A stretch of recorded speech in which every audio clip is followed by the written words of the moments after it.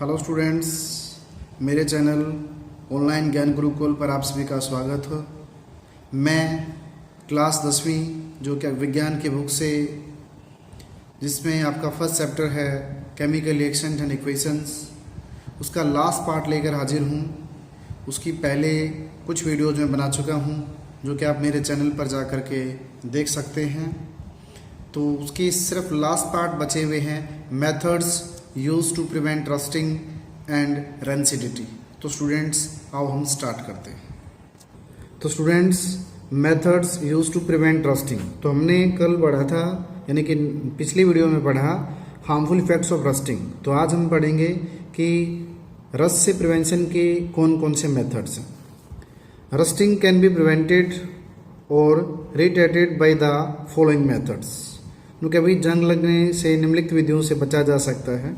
First है, rusting can be prevented of iron objects are not allowed to come in contact with damp air by using a barrier. क्योंकि अभी हम एक रोधी का प्रयोग करके लोहे के ऑब्जेक्ट को जंग लगने से बचा सकते हैं ताकि वो नमीयुक्त हवा के संपर्क में न आए।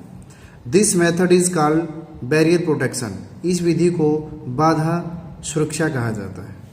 The barrier protection can be achieved by any of the following methods. क्योंकि अभी जो बैरियर प्रोटेक्शन है वो निम्नलिखित विधियों से प्राप्त की जा सकती है। फर्स्ट है, the surface is coated with paint और some chemicals.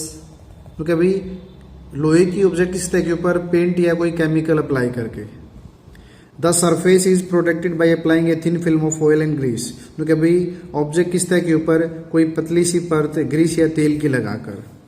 The metal is electroplated with metals like tin, निकल, जिंक, क्रोमियम, एल्यूमिनियम। यानी कि भाई जो लोहे की से बनी वस्तुएं हैं उनके ऊपर किसी दूसरी धातु का विद्युत लेपन करके, टीन का, निकल का, जिंक, क्रोमियम, एल्यूमिनियम आदि का विद्युत लेपन करके उसको जंग लगने से बचा सकते हैं। सेकेंड है सैक्रिफिशियल प्रोटेक्शन। इन दिस, इसमें iron is protected from rusting by covering it with a layer of more active metal than iron. यानी कि इसमें आयरन को प्रोटेक्ट किया जाता है बेटा जंग लगने से। क्या करते हैं हम, उसके ऊपर किसी दूसरी यानी कि लोहे से अधिक क्रियाशील धातु की परत चढ़ा देते हैं। The active metal like magnesium, zinc etcetera corrodes itself but saves the object. यानी कि बेटा जो क्रियाशील धातुएं हैं मैग्नीशियम या जिंक, वे स्वयं संसारित हो जाती हैं और ऑब्जेक्ट को खराब होने से बचा लेती हैं। This is called sacrificial protection. इसी को कहा जाता है सैक्रिफिशियल सुरक्षा। Zinc is commonly use for covering the iron surface. क्योंकि अभी लोहे की सतह के ऊपर लगभग हर बार वो मोस्टली सामान्यतः है जिंक की परत चढ़ाई जाती है। The process of coating iron with zinc is called galvanisation. क्योंकि भाई आयरन के ऊपर जिंक की जो परत चढ़ाने की जो प्रक्रिया होती है उसको कहा जाता है गैल्वेनाइजेशन। अब आता है यूजिंग एंटी रस्ट सॉल्यूशन। क्योंकि भाई जंग रोधी विलयन का प्रयोग करके। The retard the corrosion of iron, certain anti-rust solutions are used. Example है solution of alkaline phosphates and alkaline chromates are generally used as anti-rust solution। क्योंकि भाई जो लोहे से बनी चीज़ें हैं जिनके ऊपर जंग लग जाता है उनको हम जंग रोधी कुछ विलयन उनके ऊपर लगा करके, जैसे कि एल्कालाइन फॉस्फेट्स है या क्रोमेट्स है, हम उनको जंग से बचा सकते हैं। तो अब टॉपिक स्टार्ट, रेंसिडिटी। तो रेंसिडिटी को हिंदी में कहा जाता है विकृत गंधिता। The foods prepared using unsaturated fats और oils if kept for a long time under oxidation they start giving unpleasant smell and taste, they are said to be have becomes rancid. ये कहता है वे भोजन या फूड जो कि असंतृप्त वसा यानी तेलों से बने हुए हैं, लंबे समय के लिए उनको ऑक्सीजन के संपर्क में ऑक्सीकरण होने के लिए छोड़ दिया जाए तो उनके अंदर से एक ऐसे नहीं प्रकार की यानी कि खराब सी गंध आ जाती है, उनका स्वाद बदल जाता है, तो उनको कहा जाता है they have said to be become rancid, कि वे विकृत गंधित हो चुके हैं यानी वो खराब हो चुके हैं। 10 the oxidation of unsaturated fats or oils resulting in unpleasant smell and taste is called rancidity। क्या भाई कि असंतृप्त वसा या तेलों से बने हुए जो खाद्य पदार्थ होते हैं यदि उनमें से अनप्लेजेंट स्मेल या टेस्ट आना शुरू हो जाता है, उनका टेस्ट अनप्लेजेंट हो जाता है, तो उसी को रेंसिडिटी कहा जाता है, उसी को विकृत गंधिता कहा जाता है। अब आता है मेथड्स यूज टू प्रिवेंट रंसिडिटी, यानी कि वे कौन कौन सी विधियां हैं जिससे हम विकृत गंधिता से बच सकते हैं। Different methods are use to prevent और slow down the oxidation of fats and oils in the foodstuffs. Rancidity of food can be prevented और retarded by the following methods. Okay भाई, डिफरेंट मेथड्स हैं, use किए जाते हैं oxidation को धीमा करने के लिए या बिल्कुल रोकने के लिए। तो विकृत गंधिता से बचने के लिए निम्नलिखित विधियां नीचे दी गई हैं। पहला है बाय एडिंग एंटीऑक्सीडेंट्स। क्या भाई, एंटीऑक्सीडेंट्स खाद्य पदार्थों में मिला करके। Antioxidants are chemicals. भाई एंटीऑक्सीडेंट्स वे रसायन होते हैं which prevent oxidation and subsequent spoilage of food. बेटा एंटीऑक्सीडेंट्स वे केमिकल होते हैं जो फूड को ऑक्सीडेशन अर्थात ऑक्सीकरण होने से बचाते हैं और भोजन खराब होने से बच जाता है। The two commonly used antioxidants used in foods to prevent the development of rancidity। क्या भाई, दो commonly used antioxidants जो बड़े पैमाने पर यूज किए जाते हैं वो है BHA और BST। तो ये दो एंटीऑक्सीडेंट्स हैं जो बड़े पैमाने पर जो है खाद्य पदार्थों को ऑक्सीडाइज होने से बचाते हैं। By packing fat and oil containing foods in nitrogen gas. Okay भाई, जो वसा या तेलों से बने हुए खाद्य पदार्थ हैं उनको नाइट्रोजन गैस में पैक करके हम ऑक्सीडेशन से बचा सकते हैं।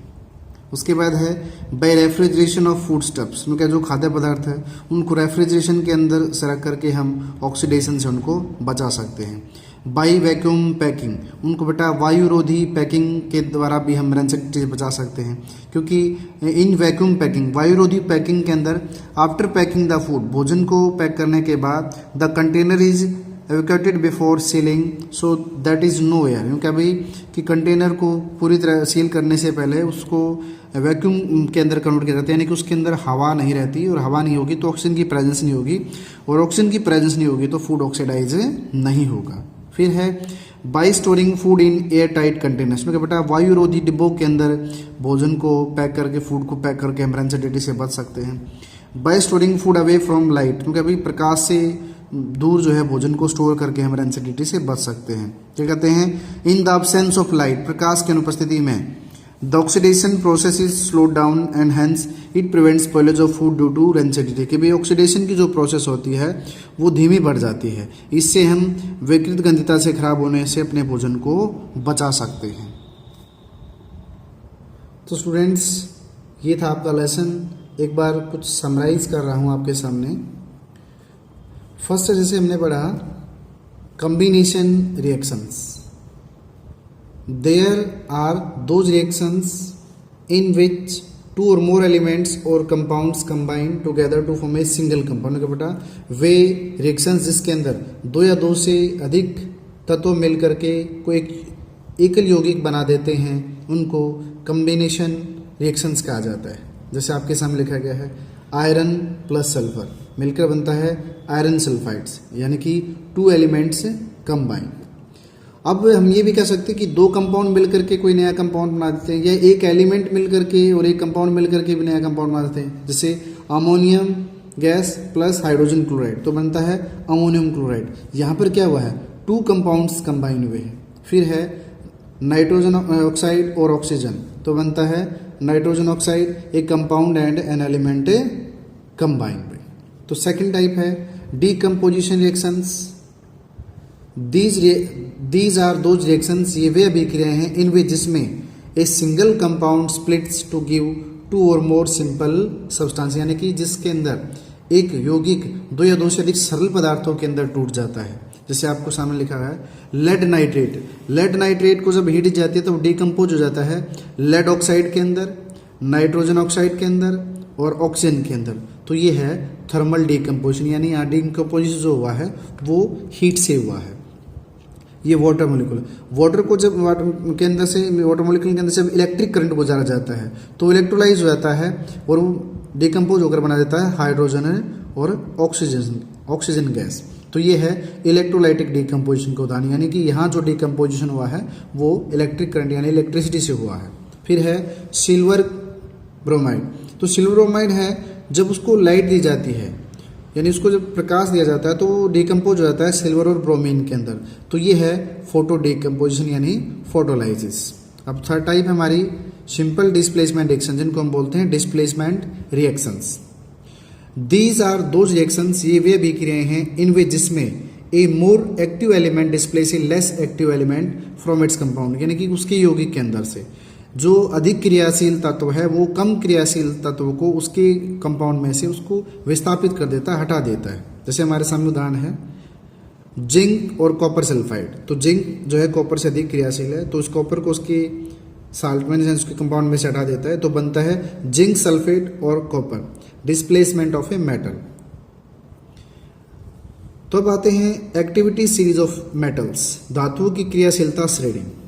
The arrangement of metals in order of decreasing reactivity is called activity series of metals. The order of reactivity is, क्या बेटा, मेटल्स का अरेंजमेंट इन ऑर्डर एक क्रम में ऑफ डिक्रीजिंग रिएक्टिविटी, घटती हुई क्रियाशीलता के आधार पर, is called activity series of metals को धातुओं की क्रियाशीलता श्रेणी कहा जाता है। The order of reactivity is, अब आपको क्रियाशीलता का एक क्रम दिखाया गया है। सबसे अधिक क्रियाशील पोटेशियम, उससे कम सोडियम, फिर magnesium, aluminium, zinc, iron, lead, hydrogen, copper, silver, gold, platinum. तो ये हमारे को डिक्रीजिंग ऑर्डर के अंदर बढ़ते डिक्रीजिंग ऑर्डर में एक्टिविटी सीरीज दिखाई गई ऑफ मेटल्स की। फिर लिखा हुआ है metals more reactive than hydrogen displace hydrogen from acids whereas metals less reactive than hydrogen cannot, यानी कि जो मेटल्स हाइड्रोजन से अधिक क्रियाशील हैं वो एसिड्स के अंदर से हाइड्रोजन को डिस्प्लेस कर देती हैं, और जो कम क्रियाशील हैं वो हाइड्रोजन को डिस्प्लेस नहीं कर पाते। फिर आते हैं double displacement reactions. These are those reactions in which two ionic compounds in solution exchange their ions to form new compound। ठीक है बेटा, वे रासायनिक विक्रियाएं जिसमें दो आयोनिक कंपाउंड्स सॉल्यूशन फॉर्म में अपने एक्सचेंज आयन सिर्फ आयन्स का एक्सचेंज करते हैं one to form two new compounds, और दोनों ही कंपाउंड्स बना देते हैं। One of the product is a precipitate और ए गैस, उनमें से एक प्रोडक्ट प्रेसिपिटेट भी हो सकता है और गैस के फॉर्म में भी हो सकता है। जैसे आपके सामने लिखा है सिल्वर नाइट्रेट की क्रिया करवा रखी सोडियम क्लोराइड के साथ, तो बनता है सिल्वर क्लोराइड और साथ में सोडियम नाइट्रेट। तो यहाँ सिल्वर जो क्लोराइड है वो प्रेसिपिटेट यानी कि सॉलिड फॉर्म के अंदर है, और सोडियम नाइट्रेट एक्वस फॉर्म के अंदर मिलता है। आयरन सल्फाइड और डाइल्यूट सल्फ्यूरिक एसिड की क्रिया कर रखी है, तो यहाँ से आयरन जो है वो हाइड्रोजन से ज़्यादा क्रियाशील, आप इस श्रेणी के अंदर देख सकते हैं। तो यहाँ बनता है हाइड्रोजन सल्फाइड और आयरन सल्फेट और हाइड्रोजन सल्फाइड। हाइड्रोजन सल्फाइड एक गैस है, तो वही आगे कि one of the product is precipitate in this reaction and one of the product is gas is in this reaction. अब आती है precipitation reactions. In the double displacement reactions if one of the product is a precipitate it is called precipitation reactions, यानी कि double displacement reactions जिनमें एक product precipitate बनता है उसको कहा जाता है प्रेसिपिटेशन रिएक्शंस। जैसे पोटेशियम आयोडाइड की क्रिया करा रखी है लेड नाइट्रेट के साथ, तो बनता है लेड आयोडाइड और पोटेशियम में नाइट्रेट। तो यहाँ जो लेड आयोडाइड है सॉलिड फॉर्म के अंदर बनने वाला एक प्रेसिपिटेट है।